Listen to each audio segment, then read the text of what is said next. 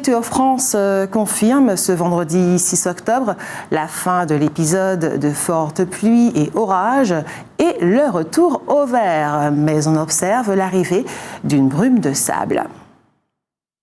Depuis le 1er octobre, Air Caraïbes est associé à la compagnie Sky Height Dominicana.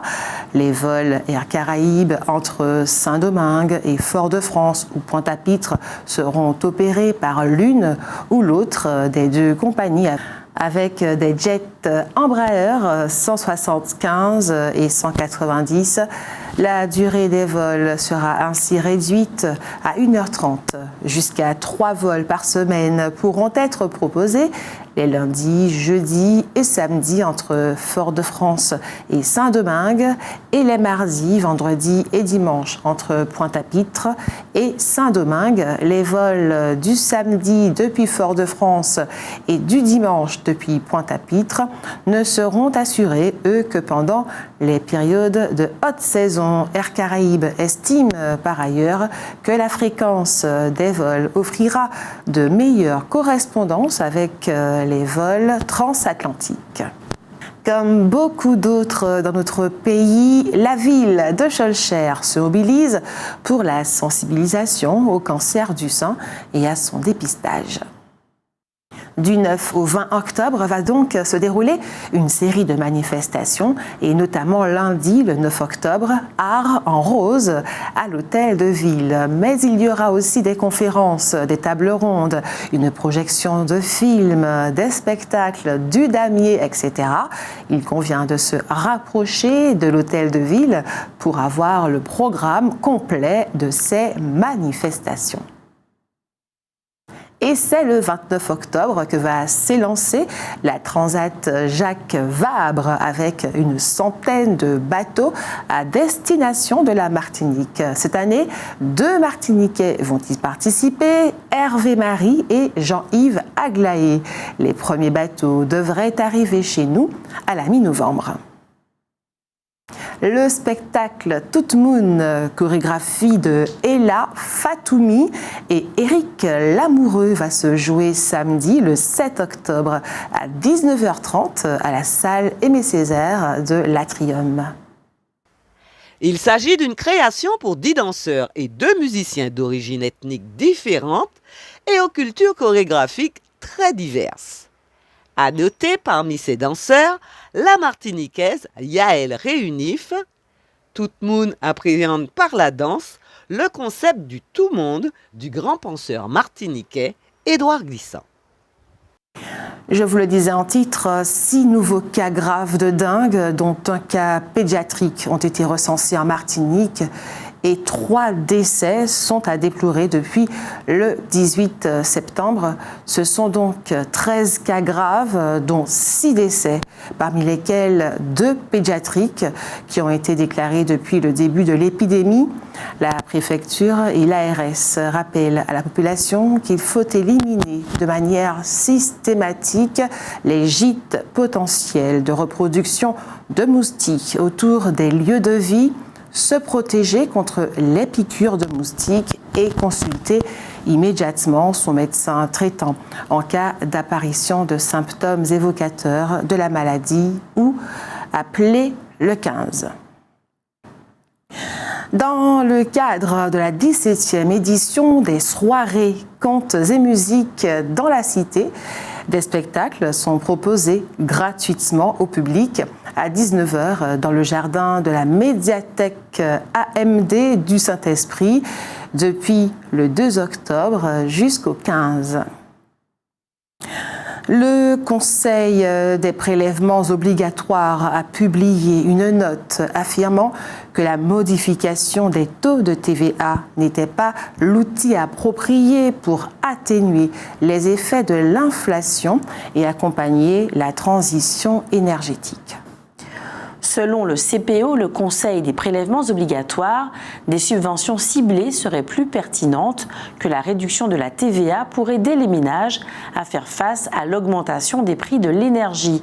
Le CPO estime que la baisse de la TVA bénéficierait principalement aux ménages les plus aisés, car elle pourrait s'appliquer à des produits et services fréquemment consommés par les ménages qui ont les moyens, comme par exemple la restauration, l'hébergement ou le transport. Le CPO rappelle également que la TVA est essentielle pour financer d'autres mesures sociales et préconise donc plutôt des mesures spécifiques et ciblées pour aider les ménages à faire face à l'augmentation des prix de l'énergie. L'attribution du chèque énergie, par exemple, en fait partie. Le Conseil des prélèvements obligatoires estime que cela serait plus efficace et moins coûteux pour l'État que la réduction de la TVA sur l'électricité ou les carburants. Pépinière d'entreprise en agro-transformation est un équipement de la CACEM, Communauté d'agglomération Centre Martinique.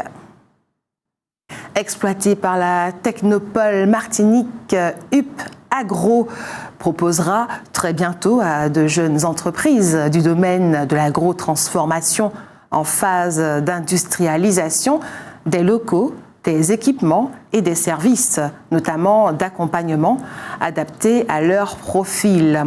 Inédite dans la Caraïbe, la pépinière UP Agro s'inscrit dans une dynamique de marché actuelle qui tend vers une consommation plus éthique, équitable et locale, ainsi que vers le renforcement de l'autonomie alimentaire de notre territoire. Ce dispositif s'adresse aux acteurs du secteur de l'agro-transformation souhaitant développer et industrialiser leurs projets. Depuis le 28 septembre, ils peuvent soumettre leur candidature pour être sélectionnés afin d'intégrer le dispositif UP Agro. Les premières entreprises sélectionnées pourront intégrer la pépinière UP Agro au cours du premier trimestre 2024. Le maire de la ville du Lamentin et le président du conseil exécutif de la collectivité territoriale de Martinique ont signé ce vendredi 6 octobre une convention cadre de territoire. Le Lamentin pourra ainsi solliciter la CTM pour le financement des projets figurant dans sa programmation pluriannuelle d'investissement et répondant aux besoins du territoire dans le cadre de la stratégie de développement local. Pourront être concernées les politiques sportives, culturelles et sociétales, énergétiques et environnementales, sociales et de lutte contre l'exclusion sociale, la sécurisation du bâti et du cadre de vie, la mobilité, la santé, le développement et l'innovation, l'aménagement et le marketing territorial ainsi que l'attractivité économique du cœur de ville. Et selon l'avant-projet de loi de financement de la sécurité sociale, le déficit de la sécurité sociale devrait se creuser au cours des prochaines années. En 2023, le déficit est estimé à 8,8 milliards d'euros. Il devrait atteindre 11,2 milliards en 2024 et 17,9 milliards d'euros en 2027.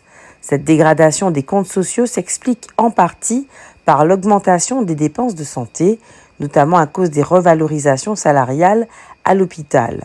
Pour améliorer la situation des comptes sociaux, le gouvernement mise sur le retour au plein emploi en augmentant les cotisations.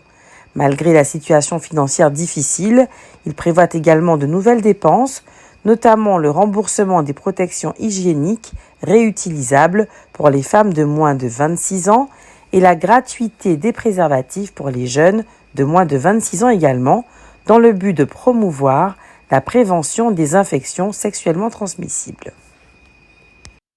Actuellement et jusqu'au 30 octobre se tient au Créole Art Café de Saint-Pierre une exposition de peinture de Michel Arech venue de l'Hexagone. Elle a été pédiatre à Saint-Pierre dans les années 80.